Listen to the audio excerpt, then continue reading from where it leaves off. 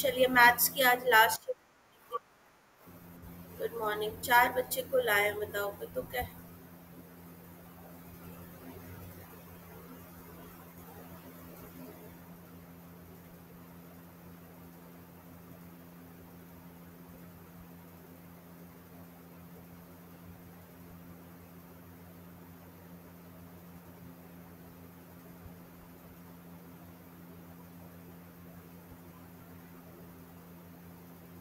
चलो हमारी paper 5 maths की यूनिट नंबर 5 क्लास 5। ठीक है, बहुत छोटी सी यूनिट है बेटा ये। करिकुलम और टेक्स्ट बुक पे है। दो बहुत इंपॉर्टेंट क्वेश्चन है इसके। पहला ही क्वेश्चन है कि करिकुलम क्या होता है। ठीक है, तो करिकुलम क्या होता है बेटा कि इसके अलग अलग मीनिंग्स निकले हैं। जैसे कि पहले कुछ और मीनिंग होता था, ट्रेडिशनल मीनिंग होता था, और अब जो है इसका अलग मीनिंग है। तो सबसे पहले हम शुरुआत करते हैं। जब भी हमें कोई टॉपिक ऐसा आता है जिसके ओरिजिन की बात की जाती है, तो उसके उसके ओरिजिन की हम बात करते हैं। तो हम पहले बताते हैं कि ये एक लैटिन वर्ड क्यूरेर से आया है। क्यूरेर का मतलब क्या होता है बेटा? To run a course. ठीक है, एक कोर्स को चलाना। तो ये होता है करिकुलम। करिकुलम जो है इसका मतलब भी यही है कि एक गोल रीच करने के लिए जो है हम एक कोर्स चलाते हैं।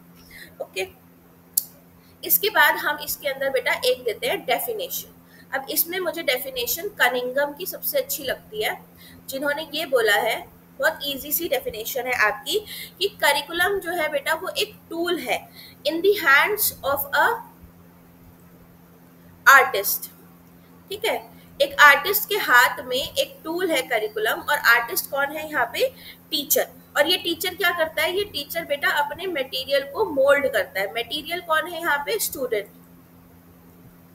मोल्ड यानी उसको अलग अलग शेप्स में ढालना। ठीक है, और कहाँ पे करता है ये चीज? According to his ideas.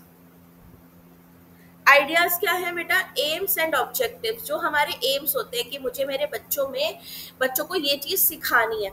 ठीक है, उसके हिसाब से वो बच्चों को मोल्ड करता है इन हिज स्टूडियो। स्टूडियो क्या है? स्कूल या क्लासरूम। तो इनकी डेफिनेशन बहुत अच्छी है कि करिकुलम जो है ये एक ऐसा टूल है, ठीक है, एक आर्टिस्ट के हाथों में, जो अपने मटेरियल को मोल्ड करता है उन आइडियाज के हिसाब से अपने स्टूडियो में। ओके, इसके बाद बेटा आप ये बताओगे कि पहले करिकुलम को क्या बोला जाता था और आज के टाइम पे करिकुलम क्या है। ठीक है, तो इसके अंदर आपका जैसे कि पहले आएगा नैरो मीनिंग। नैरो मीनिंग यानी कि संक्षिप्त अर्थ जो था करिकुलम का। तो पहले के टाइम पे बेटा करिकुलम को माना जाता था कि बस कंप्लीशन ऑफ चैप्टर्स कंप्लीट करवा दो, करिकुलम हो जाएगा। यानी कि जिसको हम आज सिलेबस कहते हैं ना, उसको पहले करिकुलम कहा जाता था। सिलेबस क्या होता है बेटा आपका? कि ये वाला चैप्टर मुझे इस मंथ में कराना है, ये चैप्टर इस मंथ में कराना है। ठीक है, ये चैप्टर्स कराने हैं, वो सिलेबस होता था। और पहले सिलेबस को ही करिकुलम समझा जाता था। लेकिन अब चीजें चेंज हो गई हैं। अब एक ब्रॉडर मीनिंग आ गया है, व्यापक अर्थ आ गया है। अब क्या होता है कि जितनी भी आपकी बेटा करिकुलर और को करिकुलर चीजें हैं वो सब करिकुलम में आता है। ठीक है, यानी कि inside school and outside school activities. आप अपने घर पे कैसे हो, परिवार के साथ, आपका बैकग्राउंड, आपको किस चीज में इंटरेस्ट है, आपकी नीड, आपका एप्टीट्यूड, आपका एटीट्यूड, ये सारी चीजें जो हैं अब करिकुलम के अंदर आती है। ये होता है इसका ब्रॉडर मीनिंग। ठीक है, इस तरीके से क्वेश्चन फ्रेम करते हुए जा रहे हो। इसके बाद आ जाते हैं बेटा इसके प्रिंसिपल, कि एक करिकुलम जो होता है उसकी क्या सिद्धांत है या उसको कैसा होना चाहिए। तो भाई एक करिकुलम जो होता है सबसे पहला चाइल्ड सेंटर्ड होना चाहिए। चाइल्ड सेंटर्ड मतलब कि बच्चे के हिसाब से बना होना चाहिए। ठीक है, बच्चे की ज़रूरत, उसका लेवल, उसकी एज, उसकी नीड, इसके हिसाब से होना चाहिए, टीचर के हिसाब से नहीं होना चाहिए। मतलब ऐसा होना चाहिए कि वो बच्चे को अच्छा लगे, बच्चे का इंटरेस्ट आए उसमें। ठीक है, इसके बाद आपका जो करिकुलम है बेटा वो ऐसा होना चाहिए जो बच्चे की सिविक और सोशल नीड्स को पूरा करे। ठीक है, हम सब जानते हैं कि आदमी एक सोशल बीइंग है, सोसाइटी में रहता है, बच्चा भी उसी सोसाइटी में डेवलप होता है। तो जो मॉडर्न एजुकेशन है वो ऐसी होनी चाहिए कि बच्चे का जो विकास है वो इंडिविजुअल लेवल पे भी हो और सोशल लेवल पे भी हो, वो सामाजिक तौर तरीके भी सीखे उस करिकुलम से। ठीक है, कि मुझे किसी से कैसे बात करनी है, कैसे उठना बैठना है कहीं पे। ओके, इसके बाद करिकुलम में बेटा क्रिएटिवनेस होनी चाहिए। क्रिएटिवनेस यानी कि बच्चा जो है उसको ऐसी एक्टिविटीज कराइए, मटेरियल प्रोवाइड करिए कि वो कुछ नया क्रिएट करे, कुछ ओरिजिनल क्रिएट करे। ओके, इसके बाद इसमें बेटा फॉरवर्ड लुकिंग, कि आपका जो करिकुलम होना चाहिए वो पास्ट से ज्यादा फ्यूचर को देखने वाला होना चाहिए, कि आज जो हम बच्चे को सिखा रहे हैं कल वो बच्चे के कितना काम आएगा और कैसे काम आएगा। ठीक है, तो इस तरीके से फॉरवर्ड लुकिंग होना चाहिए आपका करिकुलम। इसके बाद करिकुलम ऐसा बनाओ बेटा कि बच्चे जो हैं स्कूल से निकलने के बाद अपनी जीविका कमा सके, प्रिपरेशन फॉर लाइफ, यानी कि उनको कुछ स्किल सिखाओ। ठीक है, करिकुलम में आप ऐसी चीजें ऐड करो जिसमें कुछ स्किल्स हो, जैसे कि एम्ब्रॉयडरी हो गई, ठीक है, या छोटी मोटी स्किल्स जो होती हैं होम साइंस में होती हैं, बहुत सारी स्किल्स हो जाती हैं आपकी गर्ल्स के लिए, ठीक है, या बॉयज के लिए भी। तो स्कूल में ऐसी स्किल सिखानी चाहिए जिनसे बच्चा जो है कल को थोड़ी बहुत अपनी आजीविका जो है वो कमा सके। ठीक है, इसके बाद इंडिविजुअल डिफरेंस, करिकुलम बेटा आपने, अगर आप करिकुलम डिजाइन कर रहे हो तो आपको ये बात जरूर ध्यान रखनी है कि हर एक बच्चा जो है वो अलग है। तो मेरा जो करिकुलम है उसके अंदर मुझे ध्यान रखना है कि मेरे जो 4 तरीके के बच्चे होते हैं, वाक्य जिसको हम बोलते हैं, ठीक है, वाक्य कौन से होते हैं बेटा, एक होते हैं विजुअल जो देख के सीख जाते हैं, एक होते हैं ऑडियो जो सुन के सीख जाते हैं, एक होते हैं काइनेस्थेटिक जो करके सीखते हैं, और एक होते हैं टेक्टाइल जो टच करके सीखते हैं। ठीक है, तो 4 तरीके के लर्नर्स होते हैं हमारे। तो हमारा करिकुलम ऐसा होना चाहिए जिसमें इन चारों तरीके के लर्नर्स के लिए एक्टिविटीज। इसके बाद यूटिलाइजेशन ऑफ लेजर। लेजर क्या होता है, बच्चों का खाली टाइम। ठीक है, तो जैसे बच्चों का कोई पीरियड फ्री है या लास्ट पीरियड डायरी पीरियड है वो फ्री जा रहा है, ठीक है, या कोई गेम्स पीरियड है, तो उसका सही यूटिलाइजेशन होना चाहिए। ऐसा नहीं है कि बस खाली बच्चे जो है बैठे हुए हैं, गप्पे मार रहे हैं, कुछ नहीं कर रहे। उस लेजर टाइम का एक सही यूटिलाइजेशन होना चाहिए। कोई छुट्टी पड़ रही है, वेकेशन पड़ रही है, तो उसको प्रोडक्टिव बनाना है हमें। कैसे प्रोडक्टिव बनाना है, ऐसे प्रोडक्टिव बनाना है कि बच्चे को ये भी ना लगे कि मेरा लेजर टाइम खत्म किया जा रहा है, ठीक है, मेरा आराम का वक्त खत्म किया जा रहा है और क्या बोलते हैं मेरे पे बर्डन डाला जा रहा है, ये भी ना लगे, और उसको इंटरेस्ट आए उस चीज में। और लास्ट इसमें आता है बेटा कि आपका करिकुलम फ्लेक्सिबल होना चाहिए, रिजिड नहीं होना चाहिए, समय के हिसाब से और बच्चों के हिसाब से इसमें बदलाव आते रहने चाहिए। ठीक है,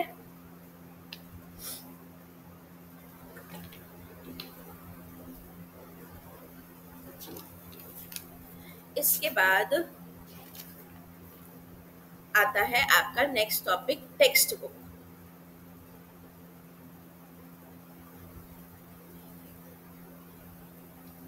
ये बहुत इंपॉर्टेंट क्वेश्चन है, ईवीएस में भी आ जाता है ये वाला क्वेश्चन।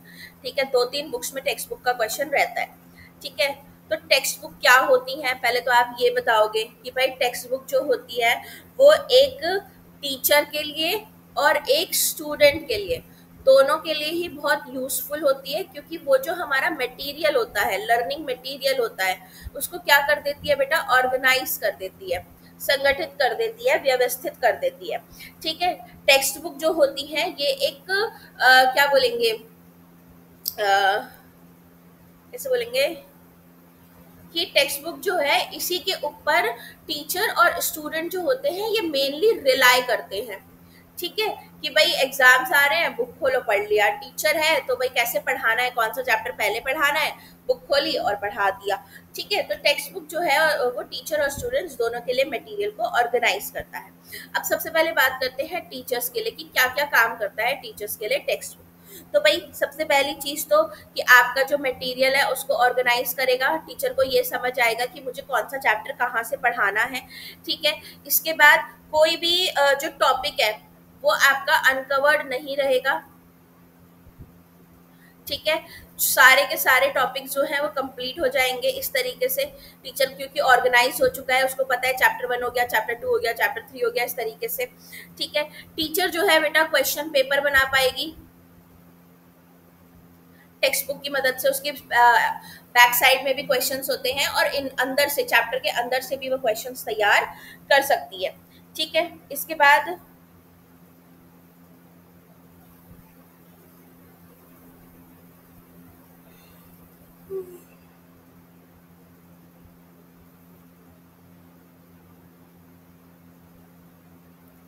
और क्या यूज हो सकता है टीचर्स के लिए।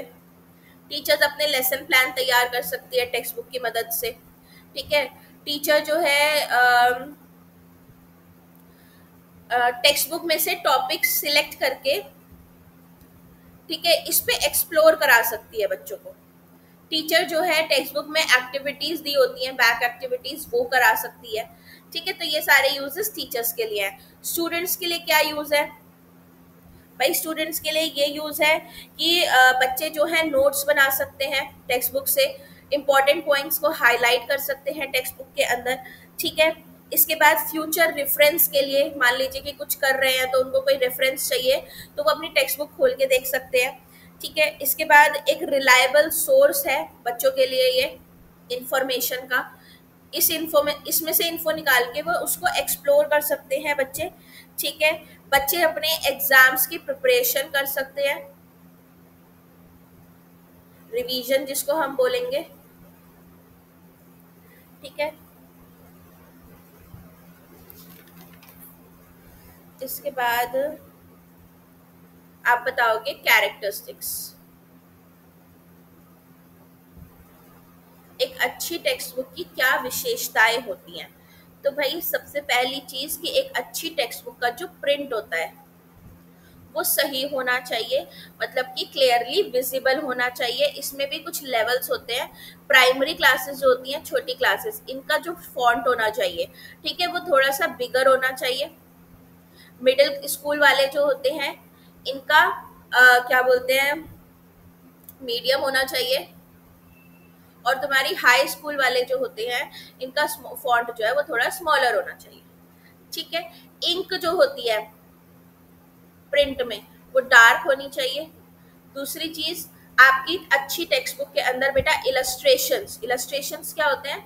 आपके डायग्राम्स, पाई चार्ट, ग्राफ, ये सारी चीजें भर भर के होनी चाहिए, मैप्स। ठीक है, एक अच्छी टेक्स्ट बुक के अंदर। फिर बाइंडिंग अच्छी होनी चाहिए उसकी, कहीं से भी पेजेस फट ना रहे हो, जिल्द अच्छी चढ़ी होनी चाहिए उसके ऊपर। ठीक है, फिर कलरफुल होनी चाहिए, अकॉर्डिंग टू चाइल्ड्स नीड होनी चाहिए, बच्चे की जरूरत के हिसाब से होनी चाहिए। टेक्स्ट बुक के अंदर बेटा कोई भी इंडोक्ट्राइनेशन नहीं होना चाहिए, फ्री ऑफ इंडोक्ट्राइनेशन। इंडोक्ट्राइनेशन क्या होता है कि किसी भी धर्म जात के प्रति बहुत ज्यादा फेवर या किसी भी धर्म जात के प्रति को बहुत ज्यादा नफरत, ये टेक्स्ट बुक के अंदर नहीं होना चाहिए। ठीक है, एरर फ्री होनी चाहिए, कोई भी स्पेलिंग मिस्टेक नहीं होनी चाहिए, अप टू डेट होनी चाहिए, आउटडेटेड नहीं होनी चाहिए, जो करंट चल रहा है वो उसके अंदर होना चाहिए। ठीक है, लॉजिकल होनी चाहिए, साइकोलॉजिकल होनी चाहिए। ये कुछ इसकी विशेषताएं हो गई, और भी आ जाएंगी इसमें। कवर पेज होना चाहिए हर बुक का, और वो बताना चाहिए कवर पेज कि ये किसकी बुक है, कौन सी क्लास की बुक है। जैसे आपका फ्रंट पेज होता है ना बुक का, first page, quality of paper जो है वो अच्छी होनी चाहिए।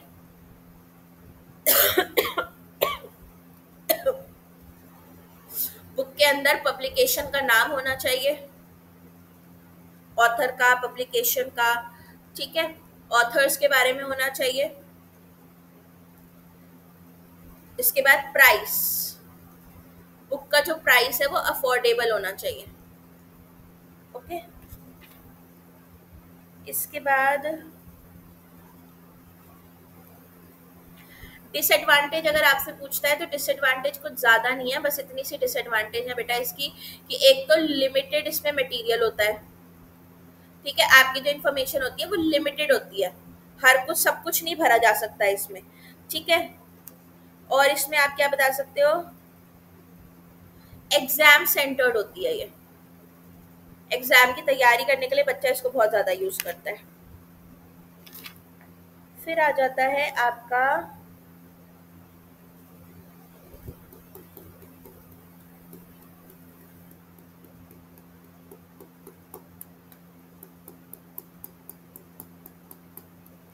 मैथमेटिक्स फोबिया, मैथ फोबिया, ठीक है।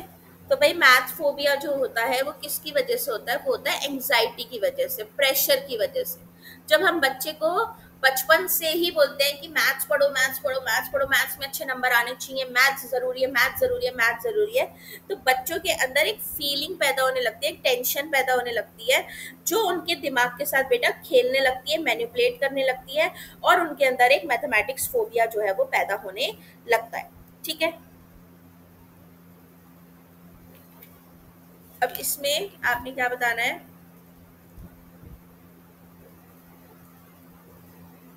कि फोबिया होता कैसे कैसे है। कारण, तो पहला कारण तो यही है कि बच्चे जो है वो मैथमेटिकल एंजाइटी स्कूल के अंदर डेवलप करना शुरू कर देते हैं, जब टीचर जो होता है उनका, ठीक है, वो खुद एंशियस होता है।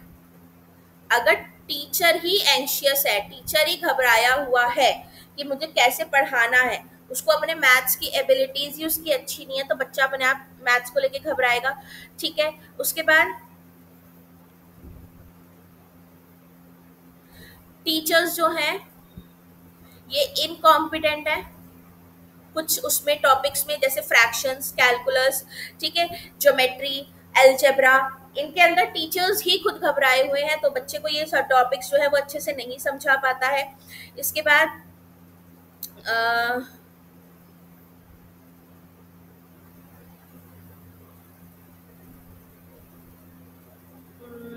फियर ऑफ पेरेंट्स, मार्क्स, ठीक है, इसके कारण भी मैथ फोबिया हो जाता है। इसको ट्रीट कैसे करें, ट्रीटमेंट क्या है इसका, ट्रीटमेंट ये है कि भाई पहले तो बच्चे को फियर फ्री एनवायरनमेंट दो, उसका जो प्रेशर है उसको रिलीव करो, ठीक है। टीचिंग मेथड्स जो हैं आपके, इनको इम्प्रूव करो, टीचर्स जो है वो कॉम्पिटेंट होनी चाहिए, आपकी ट्रेंड होनी चाहिए, ठीक है। एक्टिविटीज कराओ क्लास के अंदर जिससे बच्चों को इंटरेस्ट आए, ह्यूमर होना चाहिए पढ़ाते टाइम, हंसी मजाक करना चाहिए आपको थोड़ा सा, ठीक है। ग्रुप में बच्चों को काम कराओ, एक पॉजिटिव एटीट्यूड रखो बच्चों के प्रति और मैथ्स के प्रति, कभी भी उनको ये मत करो कि मैथ्स बहुत टफ है, ये है वो है, ठीक है। एक पॉजिटिव एटीट्यूड रखो, नए नए मेथड से सिखाते जाओ बच्चों को, जो तुम्हारे कमजोर बच्चे हैं इनको एनकरेज करो, ठीक है। अब इसके बाद आता है आपका डायग्नोस्टिक और रेमेडियल, ये मैंने आपको सीडीपी में पढ़ा रखा है, ठीक है। डायग्नोस्टिक क्या होता है, कारण पता करना कि बच्चा क्यों फेल हो रहा है, रेमेडियल होता है उसको दवाई देना, ट्रीटमेंट देना, ठीक है। तो ये मैं आपको ऑलरेडी करा चुकी हूँ, ये मैं रिपीट नहीं करूंगी। डायग्नोस्टिक एंड रेमेडियल, इसके बाद अच्छा इसी में फोबिया में, मैथ्स फोबिया में एक और चीज कर लो, symptoms of maths phobia. Maths phobia के क्या सिम्टम्स होते हैं कि जब बच्चों को मैथ से डर लगता है तो सबसे पहले बेटा हार्ट बीट बहुत तेज होने लगती है, ठीक है। ब्लड प्रेशर जो होता है, उनका बीपी जो है वो या तो बढ़ जाएगा या बहुत घट जाएगा, ठीक है। एंग्जाइटी उनको होने लग जाती है। दूसरा, पसीने बहुत आते हैं बच्चों को, स्वेटिंग बहुत होने लग जाती है। अगर टीचर ने बोल दिया ये सवाल आके सॉल्व करो यहाँ पे, तो बच्चा पसीना पसीना होना शुरू हो जाएगा।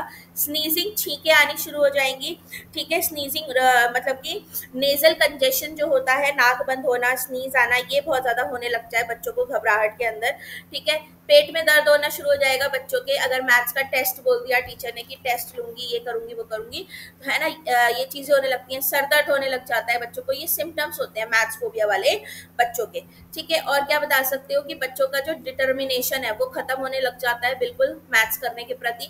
वो बिल्कुल भी इंटरेस्ट नहीं शो करते हैं। मोराल एकदम एकदम इनका लो हो जाता है, ठीक है। बहुत ज्यादा जो है ये बच्चे बेटा टेंशन लेने लग जाते हैं बहुत ज्यादा, कैसे होगा, कैसे पास होंगे, ठीक है। उसी के चक्कर में ये रह जाते हैं। नेगेटिव थॉट्स जो हैं इनके माइंड पर हावी हो जाते हैं, ठीक है। तो ये आपके मैथ्स फोबिया के सिम्टम्स थे, यही है बस इस चैप्टर में, और कुछ खास है नहीं। ये चैप्टर आपका खत्म हो गया, ठीक है।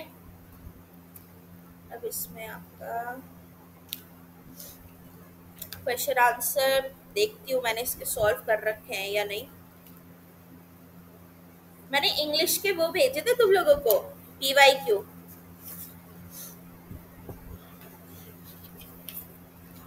इंग्लिश के PYQ भेजे थे मैंने। हाँ, नहीं भेजे, चलो उसके साथ ही भेज दूंगी। EVS स्टार्ट करेंगे कल, ठीक है। EVS में भी तुम्हारा है, बड़ी है। हाँ मतलब मंडे से, मंडे को 14 तारीख हो जाएगी ना।